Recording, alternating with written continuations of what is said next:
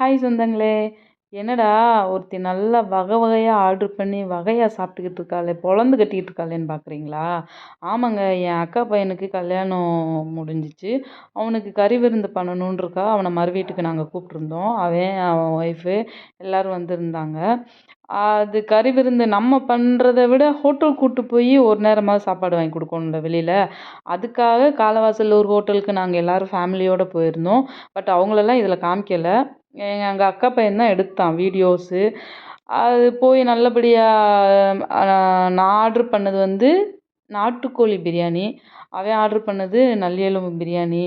அப்புறம் எனக்கு chicken lollipop வேணும்னு அஜய் கேட்டிருந்தான். அஜய்க்கு சிக்கன் பிரியாணி, சிக்கன் லாலிபப்பு. எனக்கு மட்டன் வறுவல், நாட்டுக்கோழி பிரியாணி. அவங்களுக்கு வேணுங்கிறதெல்லாம் அவங்க ஆர்டர் பண்ணிட்டாங்க. நல்லா வாங்கி வச்சு செம்மையா ஃபுல்லா அவங்களுக்கு விருந்து குடுத்தோமோ இல்லையோங்க, நம்ம நல்லா செம்மையா ஒரு புடி முக்கு முட்டை சரியான சாப்பாடு. எவ்வளோதான் இருந்தாலும் நம்ம ஃபேமிலியோட, நம்ம நெறைய பேரோட நம்ம வீட்ல உள்ளவங்களோட எல்லாரும் சேர்ந்து போயி, நல்லா திருப்தியா ஆர்டர் பண்ணி ஹோட்டல்ல இருந்தாலும், வீட்லயா இருந்தாலும் சேர்ந்து சாப்பிட்டோம். கலகலன்னு பேசிட்டே சாப்பிட்டோம்னா, அது ஒரு சந்தோஷமா தானங்க இருக்கும். அந்த ஹாப்பினஸ் என் ஃபேஸ்ல அப்படியே தெரிஞ்சிருக்கும். அப்படியே சிரிச்சுட்டே நம்ம சும்மாவே சிரிச்சு சிரிச்சு விளையாண்டுட்டு இருப்போம். சொல்லவா வேணும்? அவன்ட்ட அஜய்ட்ட வம்பிழுக்க, அஜய் அங்கிட்டு வம்பிழுக்க.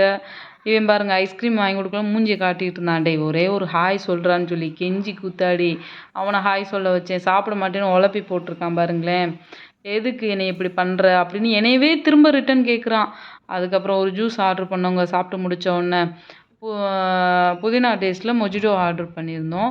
அவங்க சொன்னாங்க புதினா சோடா ஊற்றி லெமன் புழிஞ்சு புதினா மேலே போட்டு கொடுப்போம். இல்லை எனக்கு அப்படி வேணாம், எனக்கு இடிச்சு வேணும் அப்படின்னு சொல்லி கேட்டதுக்கப்புறம் அப்படியே கிரைண்ட் பண்ணி புதினா ஃப்ளேவர்லேயே அப்படியே லெமன் புழிஞ்சு சோடா ஊற்றி சுகர் இல்லாமல் கேட்டிருந்தேன். அதை சூப்பராக பண்ணி செஞ்சு கொண்டு வந்து கொடுத்துருந்தாங்க. நல்லா சூப்பராக குடிச்சிட்டு அவன் ஐஸ்கிரீம் கேட்டான். ஒரு வழியாக வாங்கிட்டான்னு நினைக்கிறேன் என்னை ஏமாற்றிட்டு. பார்த்தேன் ஏன்டான்னு சொல்லி கேட்டேன். இல்லை எனக்கு ஐஸ்கிரீமோட தான் நான் ஃபினிஷ் பண்ணுவேன்னா. சரி ஒரு நாள் தானே சாப்பிட்டா சாப்பிட்டு மாத்திரை போட்டுக்கலாம் அப்படின்ட்டு ஒரு வழியா இது அப்படியே விளாண்டுட்டே சாப்பிட்டுட்டு இருக்கையிலே ஒரு ஜாலியாக கறி விருந்து முடிஞ்சிச்சுங்க. இந்த வீடியோ பார்க்குறவங்க like and share, subscribe please. Subscribe பண்ணாதவங்க சப்ஸ்கிரைப் பண்ணிவிட்டு பாருங்கள். தேங்க்யூ, பாய்.